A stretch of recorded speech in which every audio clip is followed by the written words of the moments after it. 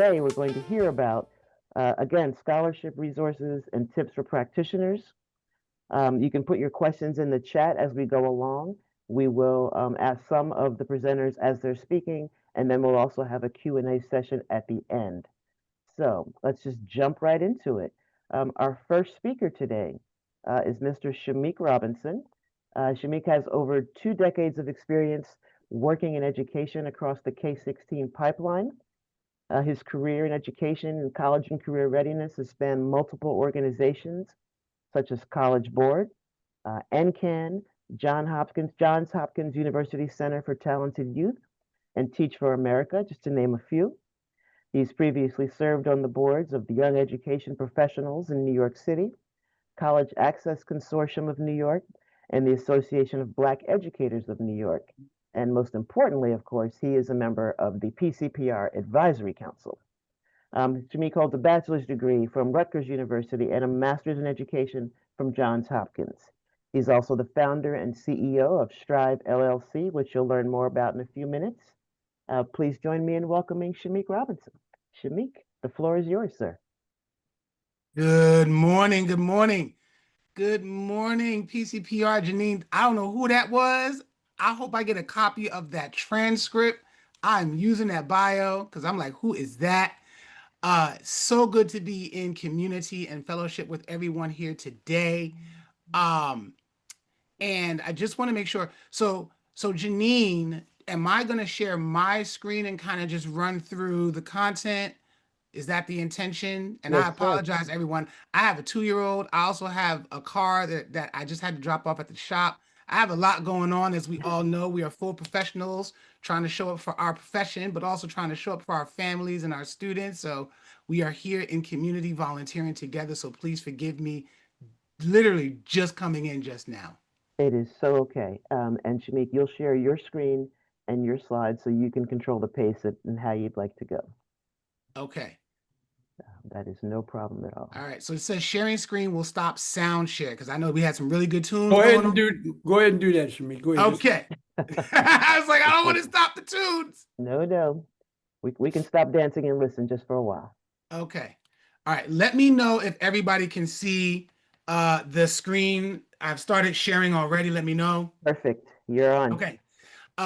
So again, thank you all so much for coming together for really organizing around this important topic. A couple of quick caveats. We are working professionals in this. We are all growing in this. We are not coming here as experts per se, but we are coming here with experience, with perspective, and with information to share. So definitely feel free to use the chat function, use the chat feature, use the Q&A. Like, let us collectively impact each other, share with each other, and contribute into each other to grow. Do not assume when coming up with this content, we did not want to assume that folks didn't know anything, but we also didn't want to assume folks knew everything. So this is really a one-on-one bones, 15, 20-minute download, high-level overview about the aspect of scholarships and how they work with the financing of the post-secondary process. These slides will be available to share, so feel free to share far and wide in hopes that this is going to help folks. So Janine very graciously and generously shared a little bit about who I am. I'm also a first-time new dad. Well, not new anymore. My son will be 3 next month. But I am a lover and a lifelong learner, and really wanting to build and share community everywhere and anywhere I go. So that's my information. This is my travel, my journey thus far, and I'm looking forward to being blessed with many more years to do that. So this one-on-one, what we're going to do, I have literally 15 minutes. I'm going rapid fire. If you have questions, definitely feel free to drop them in the chat and we can circle back to them. But it's really just to give you a high-level overview of the landscape of scholarships, the process of scholarships, and some key considerations. And it's really about going into this, really looking at how do we set these young people up for success, to maximize their potential, for folks to invest in them. Keyword being invest. Keyword being find the opportunities to support investment, because education is an investment. So that's why we have the puzzle pieces here, because it's really about putting the puzzle pieces together to get those gold investments, right? So this is a high level review of financial aid. We need to talk about financial aid in order to talk about scholarships. We have the sources of financial aid, and then we have the forms of financial aid. And so you'll see scholarships in large part come at the state level, the school institution organizational level, and a huge component of them come from the scholarship level. Okay, so we want to make sure that we cover that really key right away up top. The other piece that's really important to know is when we look at the scholarship ecosystem, if we're thinking about the cost of attendance as this weight that we need to prop up and support, right? Then scholarships are going to be that merit-based, that criteria-based. Why should folks with resources, why should organizations and foundations with dollars invest? Again, this is what we're talking about. Invest in our young people, in our scholars. So if you think about that cost of attendance as like the weight that needs to be supported, we have the grants, that's one leg of the stool, the loans, that's another leg of the stool, and then the scholarships, which is going to be that third leg of the stool. Okay. And so really thinking about the merit myth, a lot of young people, if you talk to them, they'll think, oh, scholarships are only for the straight A kids. And while there's a good number of them that are, there are also lots of folks that are out there who want to invest in passion, in folks who are good at a performing art, in folks that share a geography, in folks that share a level of a career or some type of field that they're interested in studying. So really thinking about and diversifying young people, because we really got to prime them. Because young people, they don't want to do anything that they don't want to do. And so, right, to incentivize them, to motivate them, to really engage with them, you kind of got to put that key in there. You got to kind of put that pry in there to really help them open up their perspective that scholarship is not solely linked or only linked to grades. One part is grades, but there's a whole other realm out there that's much more deeper than, and we have some talented lineup that's coming up afterwards to talk about how to unlock that through the essay, how to unlock that through different strategies, how to unlock that through different places that you can go, right? So that's kind of what we're talking about when we say the process. But now, I'm sorry, not the process, the definitions. But now when we get into the process, let's really look at this hierarchy, right? So there's really a hierarchy for scholarships if you think about it, right? There's the national search. Most kids know that. You're going to have that in your college knowledge, Reddit. You're going to have your big futures, your fast webs, your schollies, your niche, those types of pieces. And those are not necessarily scholarships themselves, but they're congregators of scholarships across the country. The challenge with that is everybody kind of knows about them. Everybody kind of uses them, but then everybody's kind of applying to them. So yeah, you'll have the $20,000 scholarship, but you'll have like 100,000 kids applying for it nationwide, right? Then you have your state level and your major employer level. And that's really thinking about where you are in the state of Pennsylvania, where you are in the county, where you are in the region, and who are the major employers there in terms of the hospital system, in terms of major corporations that are regionally based in the local area and employ lots of people. You're going to be able to unlock a whole dimension of scholarships there. And then you have the locals, right? You're going to have Janine mentioned that I was on the board of Association of Black Educators of New York. Nice group of folks, right? And gave out $3,000 in scholarship each year. We weren't listed on a search engine. We weren't listed in any regional engines. It was literally word of mouth, trying to find and drum up folks about this scholarship. I'm actually here in DC. There's a local civic association. They want to give out $1,000 in scholarships. They're struggling to find people because they don't do a really good job of doing outreach. But this is where you get to beat the pavement, talk to your teachers, talk to your neighbors, talk to your local business owners, talk to people who are in your neighborhood to really look at what are local opportunities for scholarship. And that's where you're really going to find your high ROI, because most of the time, there's not 20,000 people applying for those scholarships. So the scholarship process has a season. The season never ends. The scholarship has a season. The season never ends. That is your takeaway from this graphic right here. Year-round sport. But the championship time, we are coming into it right now. Okay? When Mariah starts singing, we are in it. Okay? For more reasons than one. Okay? And so what we're really looking at is looking at this season right here, where you see a lot of private organizations, corporate organizations, really looking to try to disburse dollars. Okay. You're looking at institutions who are doing early decision, early action, which just wrapped up. They're trying to ration out the dollars. The key piece here for you got for the access and admissions professionals to remember with students, even though the college application process continues through the winter, through early spring, where kids are getting admission decisions, right? Up into through February and March, and they're trying to weigh their options. They should be looking at institutional dollars. They should be looking at institution college websites. They should be contacting college financial aid offices to find out about scholarship opportunities now. Because what winds up happening is if a student makes a decision in April, I want to go to Lafayette College in Pennsylvania, and they make that decision for the May 1st college decision day, the institutional scholarship dollars, the institutional scholarship window, a lot of those institutional opportunities have already closed. So they really need to be looking at the same time that they're applying. I think that's a key takeaway from this slide. The last bullet down at the bottom is that underclassmen can also search. It's not a senior season only. So I'm going to make sure we put that out there as well.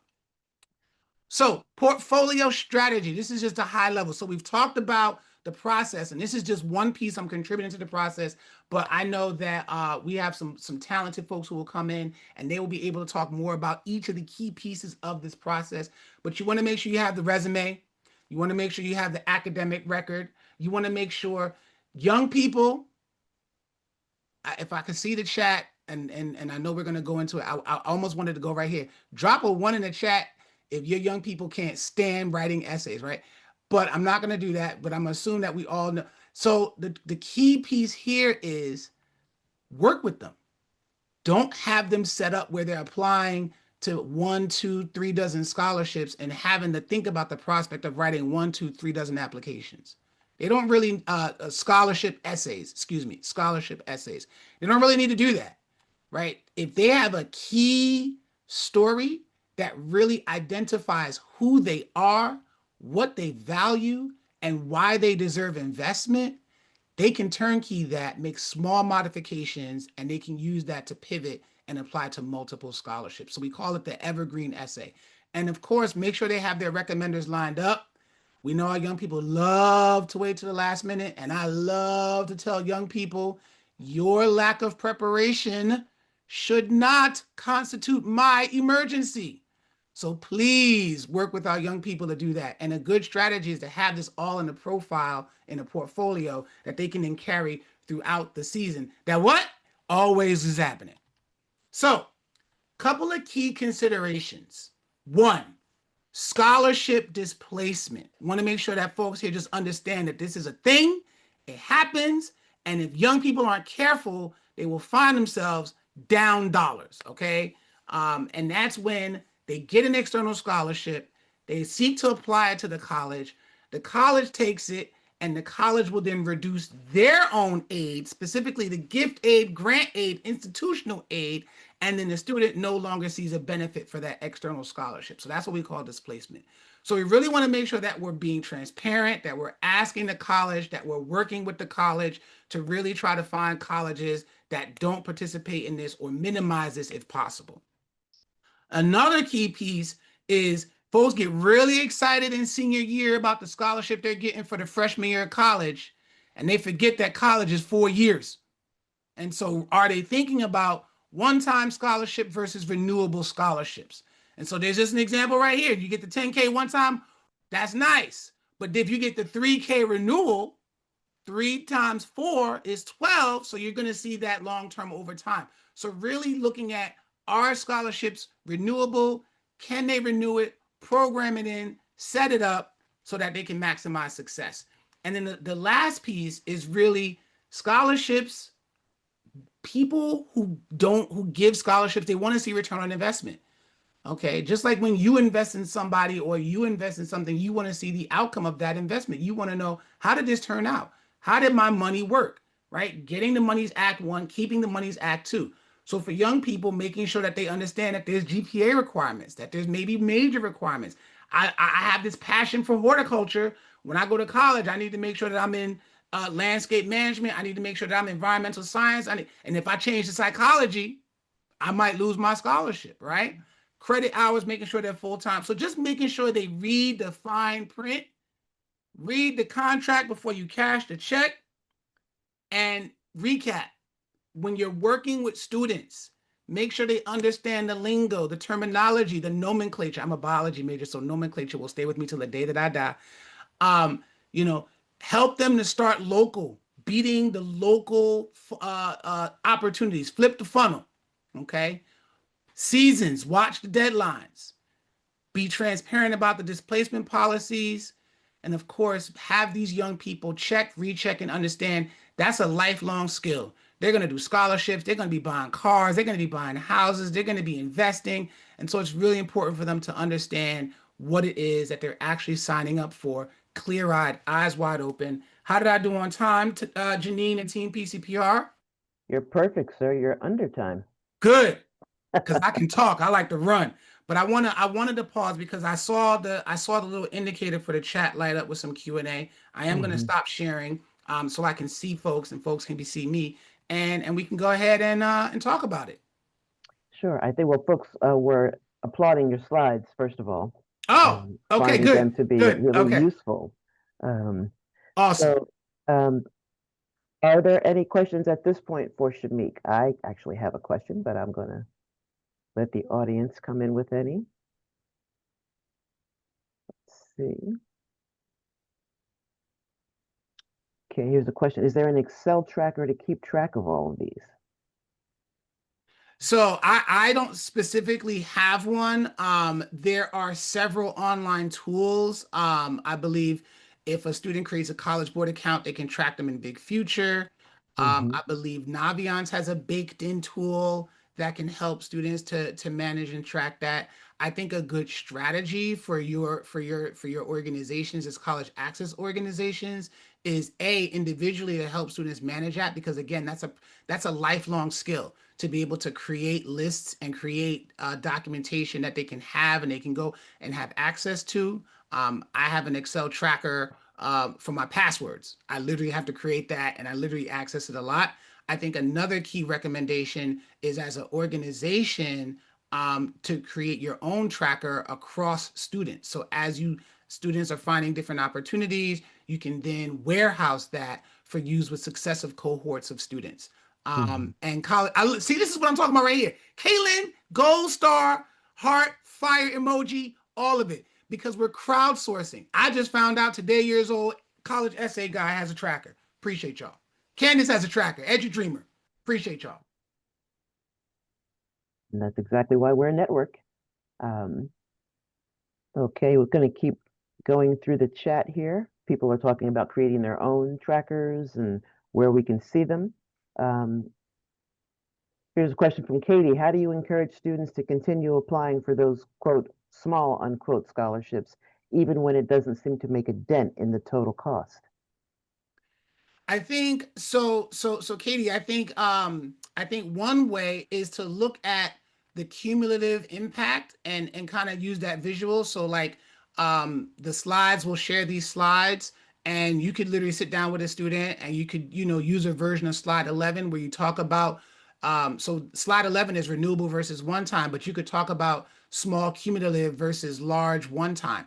And I think a key piece for the young people is to break it down for the numbers, because they can actually like really see the numbers game. So if you take a scholarship like a Ron Brown, like a Gates, like a Jackie Robinson, where 100,000 kids are trying to apply for $20,000 or $40,000, and then you take a local scholarship where it's 20 kids applying for $500, right? I think they can see the numbers there, they can see the math there, and be able to do that. So I think one way is to use numbers. I think another way is to use graphics, and so definitely feel free to take either approach and use these slides. All right. Okay, Shamik, I think what we're going to do is stop questions here because we are going to have a Q&A for everybody Love after it. all presenters. Love So I it. want to thank you for your presentation, and we're going to move on to Ms. Johnson, and then we'll bring all the presenters back for their Q&A. So thank you, sir. Good morning, everyone. Jessica Johnson here, founder and executive director of the Scholarship Academy. Thank you so much. That was a dynamic presentation, Mr. Robinson. Happy to be amongst the panelists. I am tasked with talking to you all about successful scholarship submission strategies. And so you're going to hear more about the essay piece a little bit later, but I'll tell you a little about me and the Scholarship Academy. I started this organization in my dorm room at Howard University, had over $200,000 in scholarships for my own education. And so this is absolutely a life's passion. We're based in Atlanta, Georgia, but we used to hang out in Philly with Mr. Tom Butler all the time. And so happy to be back connected to this group and this network. Uh-oh. Try to move down. I want to just talk about the Scholarship Academy, our work, where we are. We train college advisors. We directly engage students with robust financial aid immersion experiences like escape rooms and those kinds of things. And then we really lean in on how students can get those private scholarship dollars that close the gaps in their overall financial aid package. And so I wanted to start a little with the conversation that takes a step back and from the lens of an advisor and really looks at what are some sneak attack learning strategies, because I know, well, I guess just post in the chat how many of you had the experience where it feels like you were begging and pulling teeth to try to get students to just go ahead and write the essay and click submit. Anybody struggling with that? If you feel like you spend hours doing the research and pulling, I'm seeing post in the chat about the trackers and tools, and you have all this robust infrastructure and then they don't submit or they wait too late or they didn't get their recommendation letter. There's always something that feels alike. And so I want to start off with the conversation of how do you create an environment where it is an expectation for students to take this part of their college admissions process incredibly seriously. And so we just have a few sneak attack learning strategies that we engage in, which is I don't believe, like, ironically, we don't do a lot of PowerPoints. We want students to experience financial aid before it becomes an emergency. And so that's why we build in a financial aid escape room so that they have to demonstrate that they understand cost of college and the gaps in their packages. We have a lot of our students coming back and sharing their stories, and we pair them up if they have similar brands, which I'll talk about later, to kind of challenge each other and push each other. I know some schools might have scholarship walls, and so there's all kinds of ways where you build a momentum and energy around scholarship submission as a practitioner that will make it a lot easier for you to kind of take a step back and allow students and their parents to take ownership of the process. And that's really critical. I think I was working with a family once, and the mom was like, "I'm gonna call you Jessica Obama because you do all the work." And I said, "Wait, wait, wait."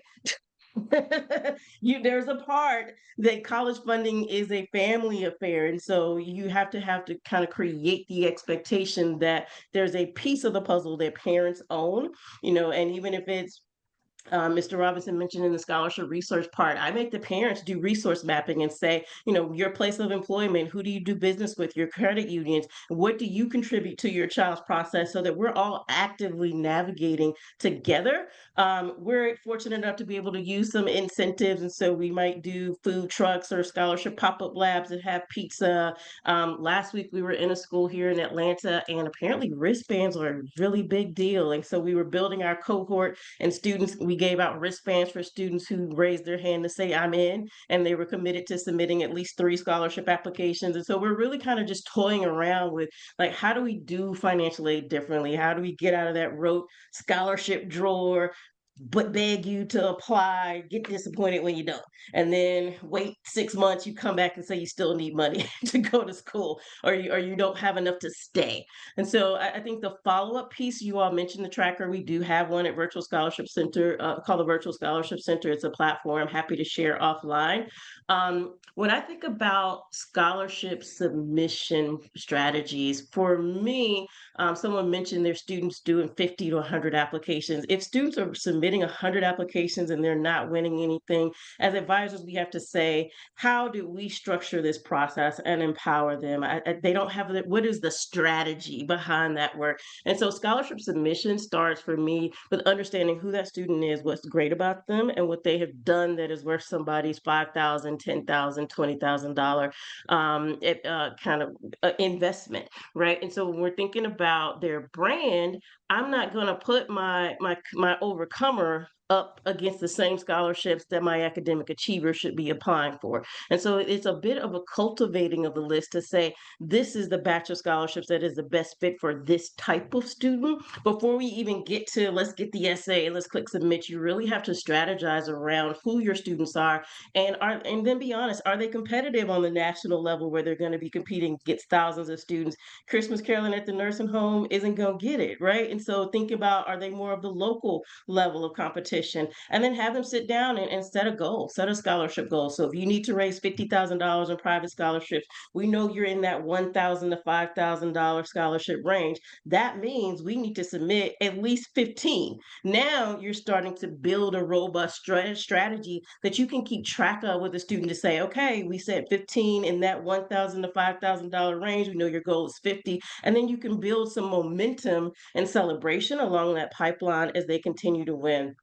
What you all see on the screen is an example of some of the brands that we identify for students. These are some of the more common scholarship brands. And so what we typically say for our students is, we if they're not going to score high in at least 75% of the applications requirements, or 3 out of 4 criteria, that's not their money. And so I think I heard of, gosh, I was in a school last week and the counselor was like, yeah, everybody who had a 3.5, we told them to do Gates. Why? Why are we still doing that? Because it is so competitive, and we really have to take this first critical step so we don't discourage students in the process. We really want to make sure that we're starting the scholarship submission process from a point of advantage for our students, because they're really laser focused on the money that they have a stronger chance of winning. The next thing, I just mentioned it a little bit, was kind of, we gut check. So we might have a list of 20, and then we'll ask students to list out the eligibility requirements for that scholarship, and then just start with bullet points. Like, what is their good fit factors? What are they going to talk about in this application that says that they're the best fit? For us, this is an opportunity to make sure that they're talking about the right things in the right applications, and to make sure that we have kind of level set in terms of what level they're ready to compete on. And so if it is the society of the Philly chapter of the Society of Women Engineers, and they list cheerleading as a good fit factor, I'm going to say, yeah, probably not for this one. You being cheer captain is great, and that's dynamic and it shows leadership, but you're also the only girl on the robotics team. Don't you think Society of Women Engineers might want to know that, right? And so then that gives an opportunity to start cultivating what they're talking about and how they are positioning themselves to actually be competitive for those private scholarship dollars. And so this is my favorite. We really challenge our students to start thinking like a scholarship selection committee. I'm not a fan of free writing, because if you think about, I mean, just post, how many edits would you say you're typically spending with students to get to a solid draft, right? We know that they don't love essay writing, but if we start off with the free write, it's a long journey to win. That's where we want to begin our process, right? And so what we teach the students to do is, before you write a thing, do some research. Tell me what the organization cares about. What's their mission? Who's on the committee? Is it retired educators? Is it people in a fraternity or sorority group? And so now you can say, based off of this, this is what they're looking for. This is where I think I score. And now I can give specific points aligned with what that committee is looking for and build a robust essay around those specific points.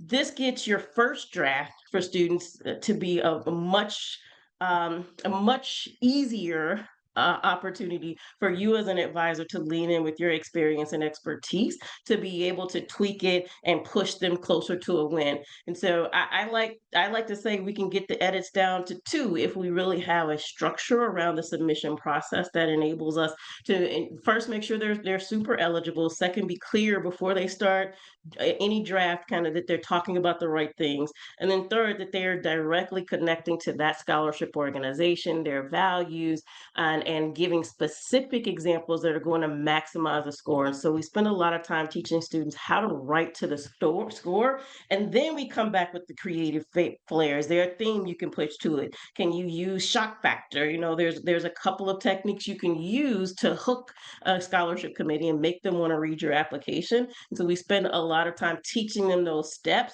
And what we find is by the time they're working on that third application, they're building their muscle. They're building their competitive essay writing muscle. This isn't a skill set that students are taught in English class.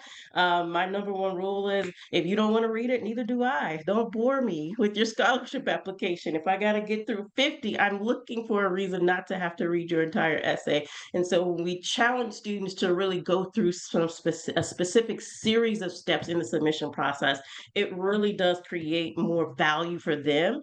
It is in building their college level writing skills, which is going to be important. And then it really helps you take their application to the next level so that you can ensure that nobody's going to beat them for that particular award because they have really tailored it to what that organization is looking for specifically.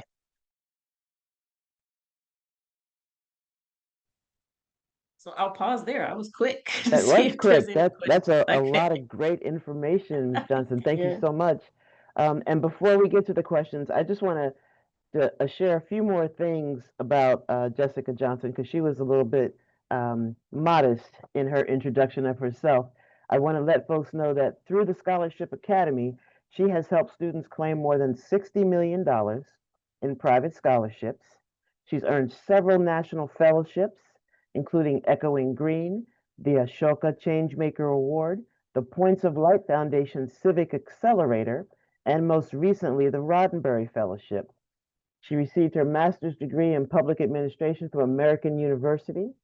She served on the Atlanta Public Schools Equity Community Advisory Committee, the Fulton Office of Workforce Development's Youth Council, and an inaugural member of the Atlanta Youth Commission.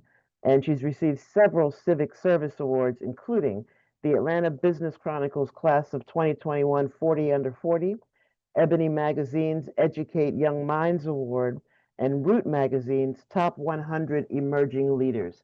I just wanted you to know who we've got in front of you today. So wanted to make sure all of that got shared.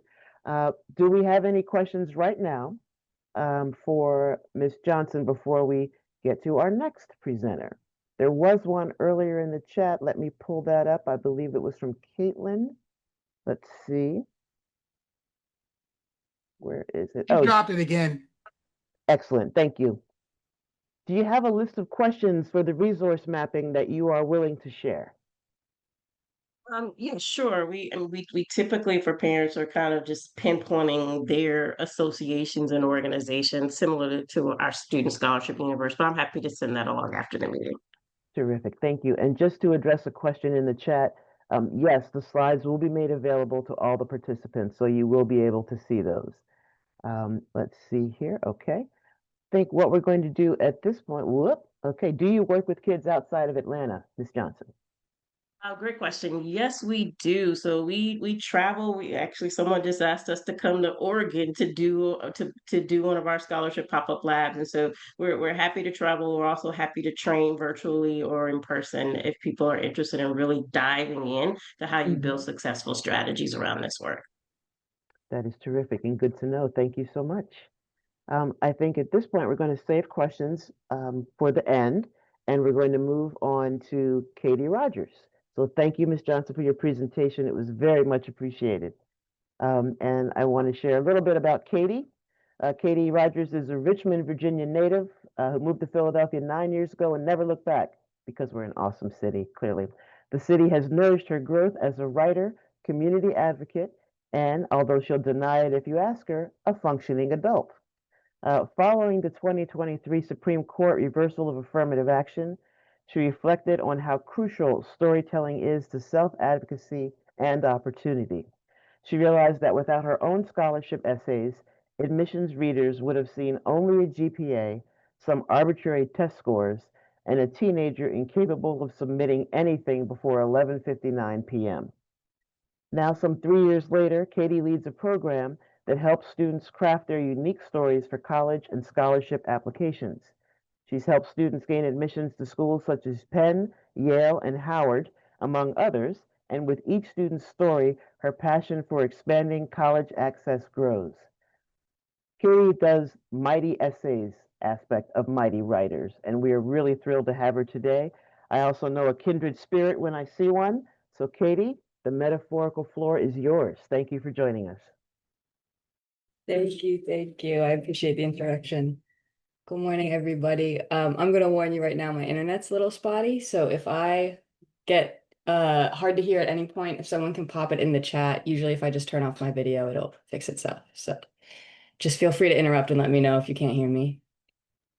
Sounds good. All right. All right, let's get this money. So this is really actually relevant to me right now as I am myself applying for scholarships to go to grad school and get a master's in social work. So this is great timing, and I actually found myself in a lot of the same thought loops as our students, which I think just goes to show sometimes it doesn't matter how much you know. This is a really difficult and scary process, especially for kids who haven't gone through it before, who don't have family who have gone through it before. And that's where us as the facilitators can really step up and make it less daunting and more realistic and attainable. So those common obstacles that I see a lot with students and as well as myself, I think it's really important that we start out by trying to differentiate what are the internal obstacles and what are the external obstacles. So internally, it would be things like trouble motivating. I put that in air quotes, or I guess in actual quotes, because it's usually not actually about motivation, but that's just how it's showing up. Same thing goes for self-doubt. I think a lot of kids, a lot of adults, we have these little demons whispering lies in our ears about what we're capable of, and that can often psych us out before we've even tried. And then externally, I think a lot of the communities we work with just don't have resources or the know-how to apply for scholarships or even to apply for college in general. And that's where we can definitely step in. And then lastly, a lot of kids just don't have a support system in place, either because that support system has a million other things going on, or they just haven't been around for the majority of the child's life, so the child doesn't know to reach out to them. So these are just a few examples. And in order to overcome the obstacles, I almost think, as the facilitators, especially when it comes to the essay, because it's such a personal thing, we almost act as counselors and therapists and teachers all in one. And it's important to understand what's lying beneath the surface level obstacle in order to overcome that and get started. So when I hear a student say something like, I don't know where to start, so I haven't started, I often see that as overwhelm that is disguised as lack of motivation. I especially see this in students who are neurodivergent or have ADHD or autism. It's just this big flooding of there's so many steps. I don't even know where to start, so I haven't started.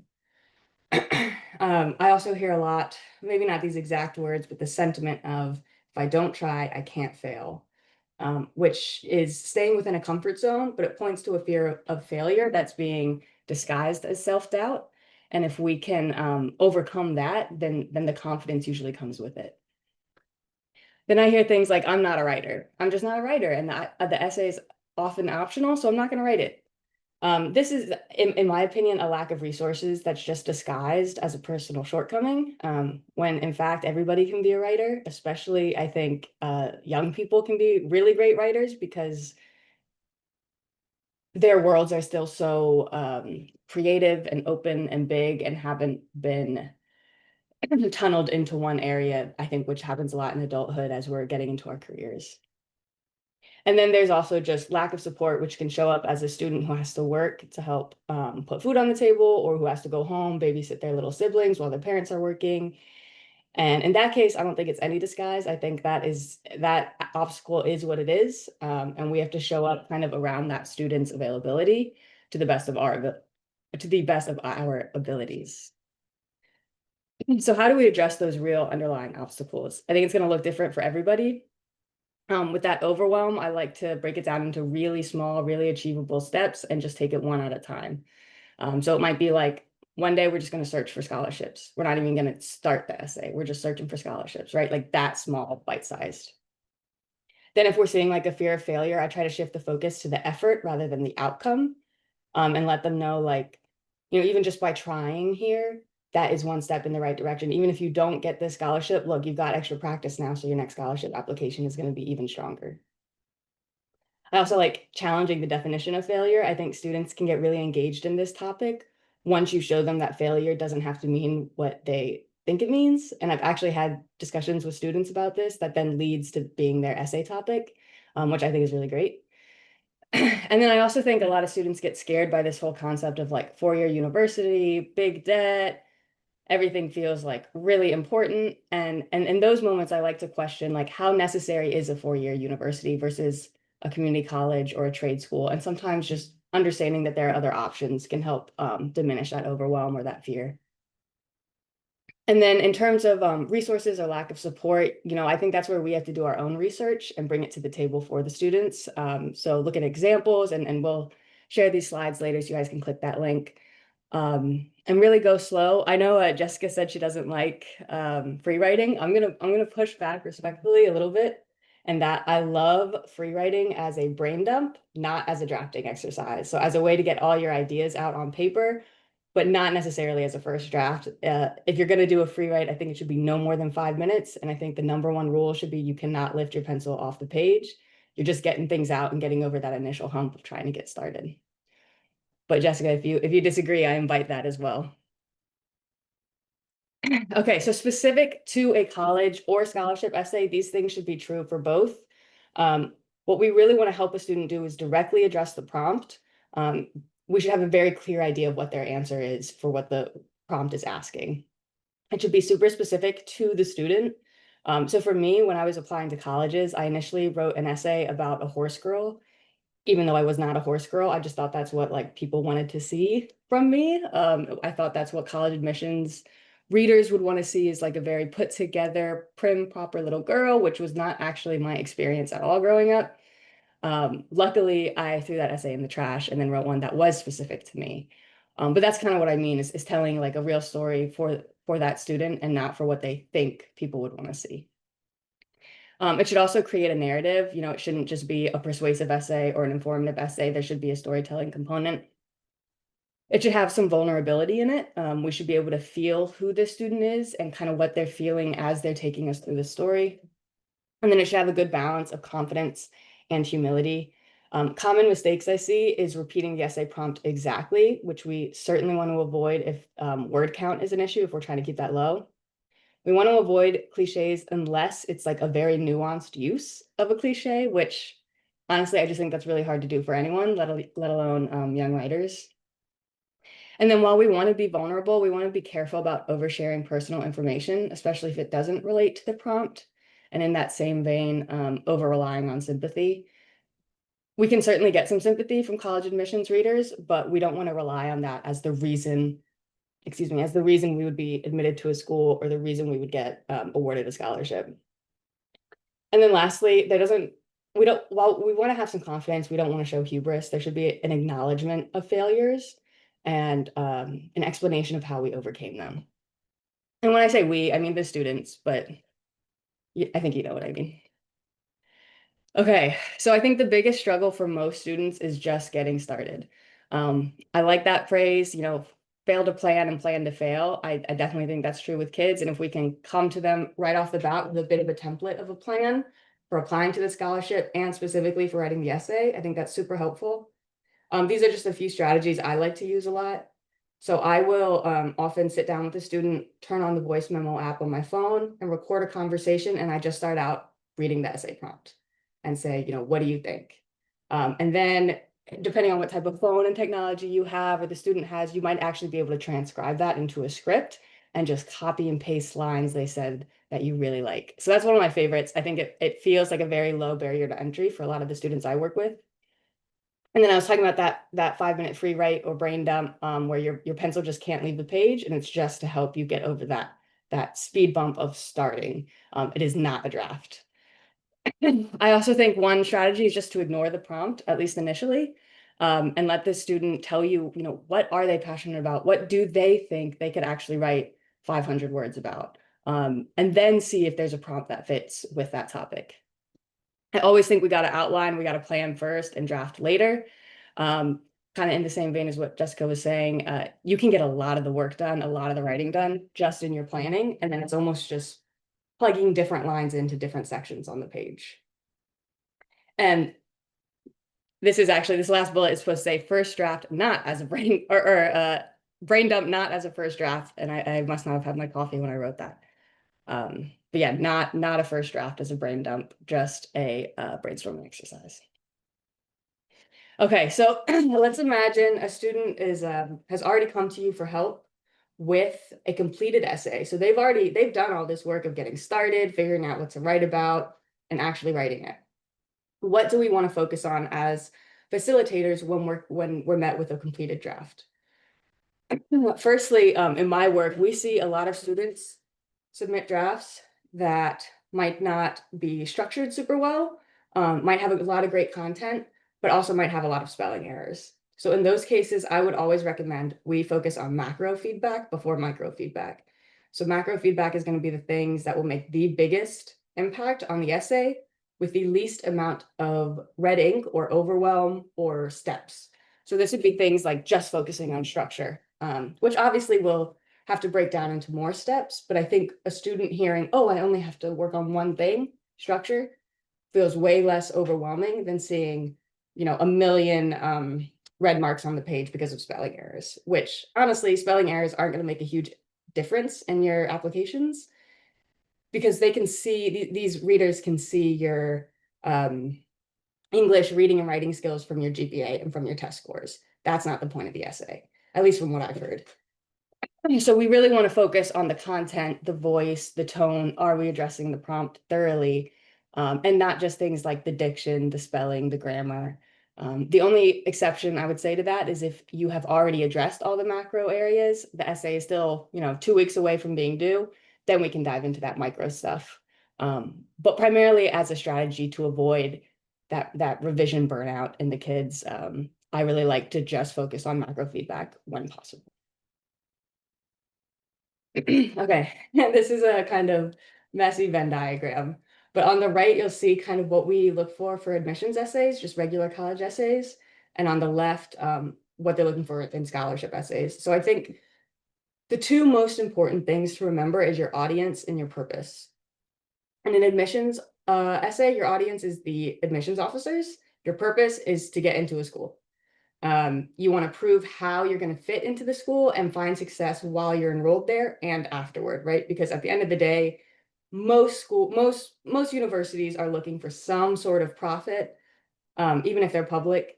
And so they want to know that the people who leave with degrees are representing them well. So you're trying to prove that success. Meanwhile, with the scholarship application, your audience is going to be scholarship committees and scholarship committee members who are going to be looking for something far beyond making a profit or having tons of success. They are looking more for someone who can be a particular fit for that scholarship. So it's much more specific. And your purpose here is to secure financial support, not necessarily to gain admission. So it just has a slightly different tone. I like to think of the scholarship essay as being more similar to a cover letter, and it's often shorter, like a cover letter would be, and the admissions essay being more similar to a personal statement or narrative writing, and it's usually a little bit longer.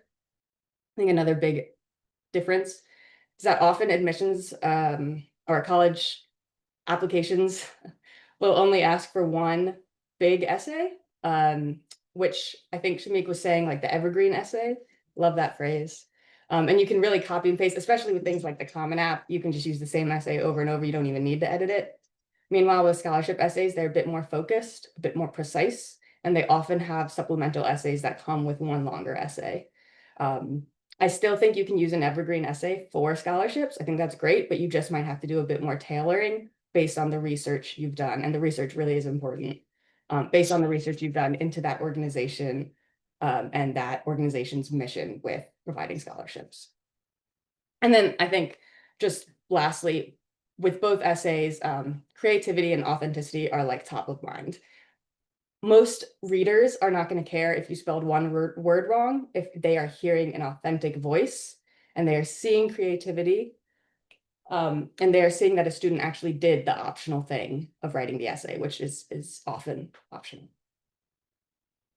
Okay, so here's just a few samples that I've seen repeated a few times this year. And some of the things that I think my students have kept in mind. I have a couple students who wrote essays, tell us about a time one of your beliefs was challenged, that last bullet.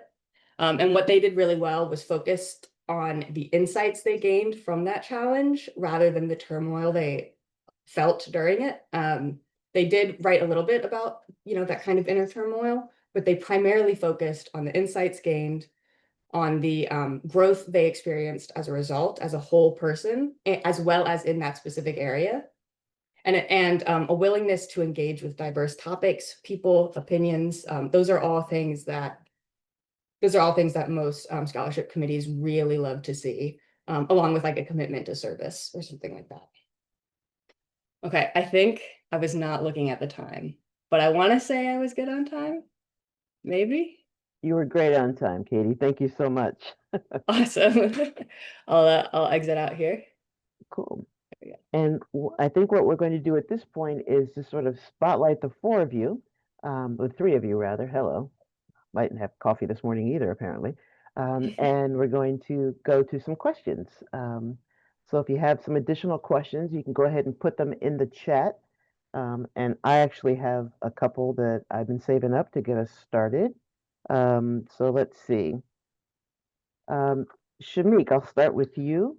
And you give a lot of great information and resources for folks to dig into. And I can imagine that we love it, but some heads are spinning, right? So in terms of where would you suggest, especially a newer practitioner, start in terms of just where do I even go to find some scholarships that my students might look at? Great question. I think, and part of modeling by example, I think nationally, Big Future is a legitimate aggregator of scholarships that are kind of like big name, and then also like some local smaller regional ones. I think a key piece to share with any new practitioners and a reminder for existing practitioners, because again, we've already walked the path that our young people are trying to walk. And I remember being a young person thinking I knew more than the people that was ahead of me and grown and talking to me. So just a thing to keep in mind: students and families, especially in this age of convenience and instant, I want it right now, Uber Eats, students should not have to pay to access scholarship search. Students should not have to pay to apply for a scholarship. It is sad to say that even in 2025, FAFSA.com will take you to a place that you can pay for somebody to help you file the free application for federal student aid. So I think a key piece for the websites is really to look at free aggregator websites. Big Future is a good one. FastWeb is still a good one. You just have to, you have to kind of use common sense as you start to parse out some things. So those are two larger ones. I think in terms of locally, really thinking about, and kids will be surprised by this, right? Kids like Jay-Z, there's a Sean Carter Foundation scholarship. Like really encouraging young people to think about, what do you like to eat? What do you like to wear? Where do you like to shop? Do they provide scholarships? Burger King has a scholarship. Foot Locker has a scholarship. So really thinking about those at the top level, the national aggregators, but then also thinking creatively, locally, and just asking common sense questions.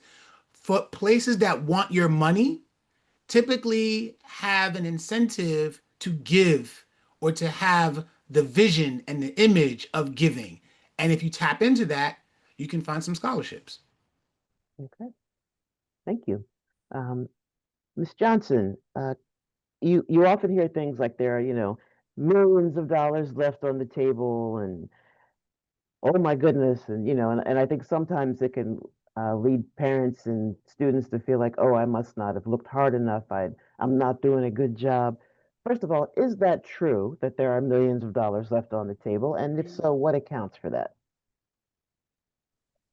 Um, Thank you. Yes, I do believe that there are a number of scholarship dollars that are left on the table. I think Shamik gave a great example with, the scholarship he was affiliated with. It, they're not going to be on like those big fast web Hmm. scholarships.coms, those types of resources because they make you pay as a scholarship provider to list your scholarship on those sites. And so I think for a lot of students, it really is their willingness to take the time to canvass the community, to find those local professional associations, the alumni associations connected to their top university choice, looking at the local sorority and fraternity chapters in their area. And so, again, a lot of these aren't going to be on those mega databases.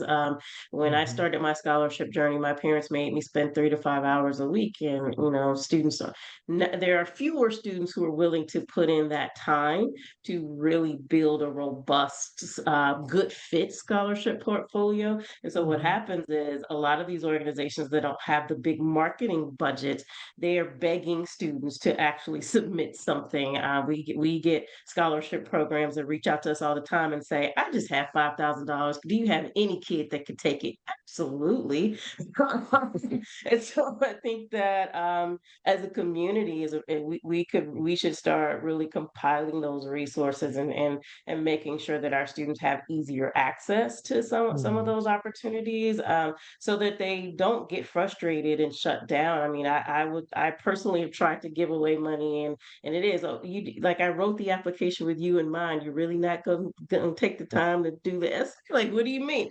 Yeah. And so I think that it is a mindset shift for students and families first, but it is also a commitment of time and effort to make sure that those resources aren't left behind.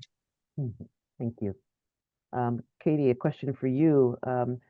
Mighty Writers is fairly well known in Philly. Mighty Essays is a newer component. How do students typically find you? It's a lot of word of mouth these days. Initially, there was partnering with you guys. I think we had a 12 plus involved at some point. Mhm. Like a dozen others, I'm forgetting, honestly. So it's a lot of word of mouth, and honestly just CBOs coming together and sharing resources. I think that's an undersold part of our work, is actually working together. I know there's Mhm. only so much grant money out there for things like this, but we make the most of it when we work together, I think. So yeah, mainly word of mouth. When one student writes a successful college essay and then goes and tells their siblings or their classmates, that's really how it gets around, I think. And we saw 20-ish students the first year, 50 last year, and we've had 50 sign up so far this year. And we Mhm. stay open till February. So I Okay. think it's working. And do you need volunteers or, if Yeah, we someone do we said, do hey, I wanted typically. to help, how would they go about doing that? Yeah, they would just sign up to volunteer with us. I will say it is one of our most popular volunteer programs since it is accessible from anywhere, being that it's virtual. So Hmm. currently we can't take more volunteers because we have about a 2-to-1 ratio of volunteers to Wow. students.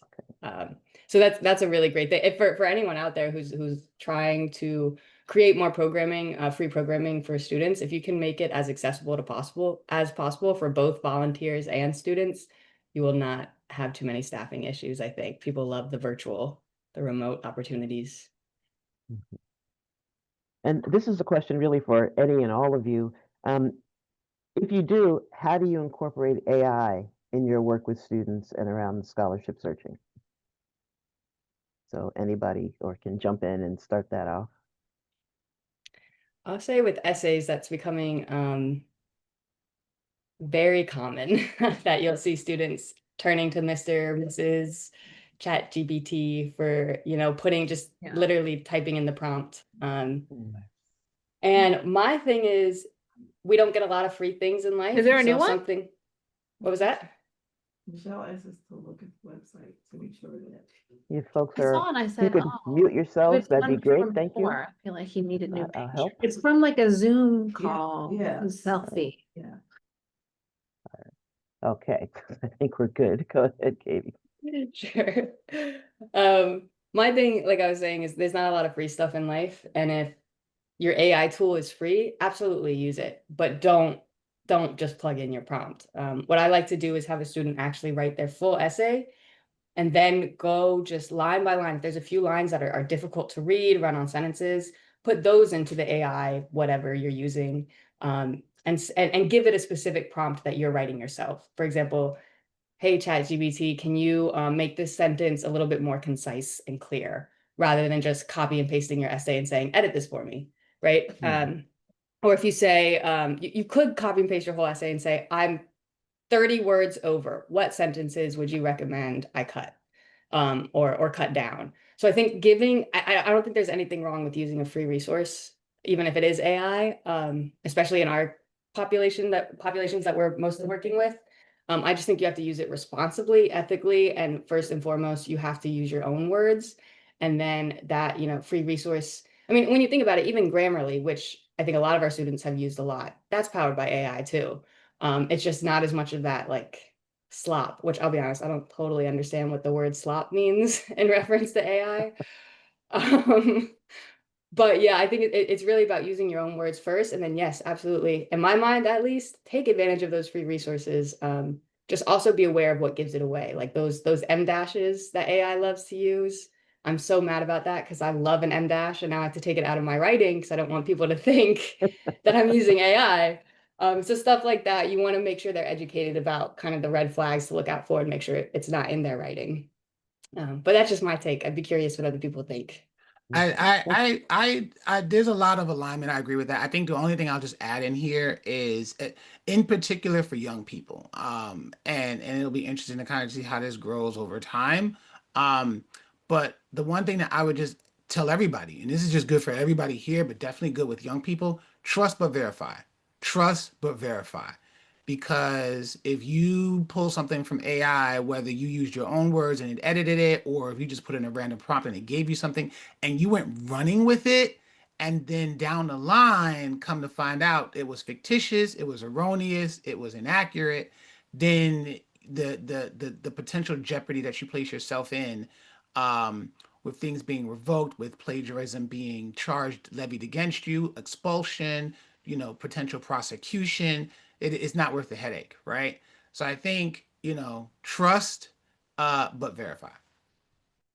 I was gonna Yeah, say, and I was gonna say, I know a lot of these institutions, with college, they've been really tracking down on plagiarism, especially Penn State, Millersville. They've been very, very, very on it with plagiarism.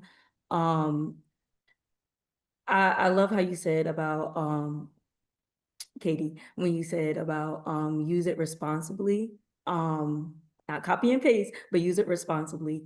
But I definitely want to emphasize on that aspect. And when you're talking about internal scholarships, universities are really tracking down. Yeah, that's a good point to bring up. I've heard the same thing that, and this is kind of ironic. I heard one person tell me that in their admissions office, they are using AI to detect AI, and plagiarism, which is just absolutely ridiculous. But goes to show that, yeah, you're exactly right, Tatiana. They are looking out for it, so we do have to be extra careful, and really be giving it our own prompts, not just, spitting out whatever it says and running with it. And Shamik, I thought that was a great point you made too about, verifying first. Ms. Johnson, did you want to weigh in as well on that? I think they covered the bulk of it. I am afraid of us losing authentic student voice. Mhm. And you can definitely tell because a part of the process is a scholarship committee feeling like they know you at the end. And so if it comes to time between you and another applicant, they want to fight for you. And I think we have to challenge our students to hold true to their authentic voice, even if they use resources. I was on a national scholarship selection committee last year, and one of the requirements was students' resiliency, and they viewed use of AI as them being resourceful. And so we weren't allowed to take points off, but just to notate it in our scoring. And so there's this delicate dance that you have to do with what that looks like in student applications. But of course, it's very very noticeable. I'll say for Scholarship Academy, we are starting to use chatbots to support our students and answer some of the more frequently asked questions. And it is actively learning as we're navigating through it, have just really seen that accelerate our ability to support more students in a meaningful way. Thank you for those comments. And actually, as I look through the chat, I see people responding to each other or responding to things that you've said, but no more questions, I think, at this point. So with that, I think we're going to end it here. I want to just thank you so much for joining us today. I think this has been amazing information. Yeah. Yeah.